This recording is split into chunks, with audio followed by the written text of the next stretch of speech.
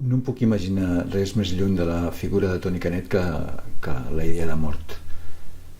En Toni tenia un motor a dins que feia que estigués sempre en marxa, que aconseguís agrupar la voluntat de la gent per fer coses, pel·lícules, documentals, llibres, associacions, més pel·lícules. I ho feia d'una manera natural. Era un líder com del poble, molt generós, amic dels seus amics, molt respectuós de la gent.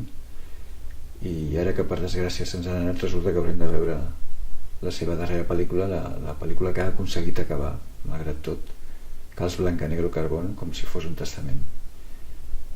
No deixa de ser curiós que un home tan vital com Toni Canet hagi fet les seves dues darreres pel·lícules entorn del tema de la mort. A Les ales de la vida, el seu protagonista, que és Carlos Cristos, de la mà de Toni Canet, ens demana que l'acompanyem en el seu trajecte final, però amb un somriure. I si heu vist la pel·lícula sabreu que al final Carlos Cristos se'n va volant cap al cel amb una ala delta. I Cals Blanca-Negro Carbón també tracta la pèrdua, la desaparició, la mort de dos tradicions mil·lenàries que no haurien de perdre's, però que malauradament és així, o serà així, o ja ho és, la dels constructors de forns de calç i de carbó.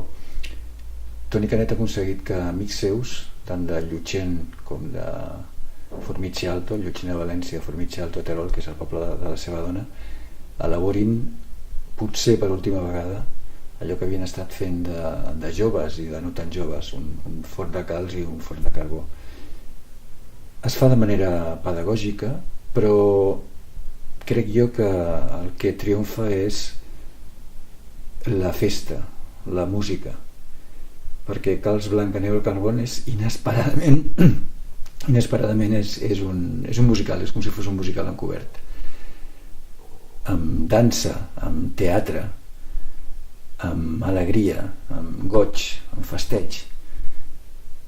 I tant com un musical és un autorretrat d'en Toni Canet.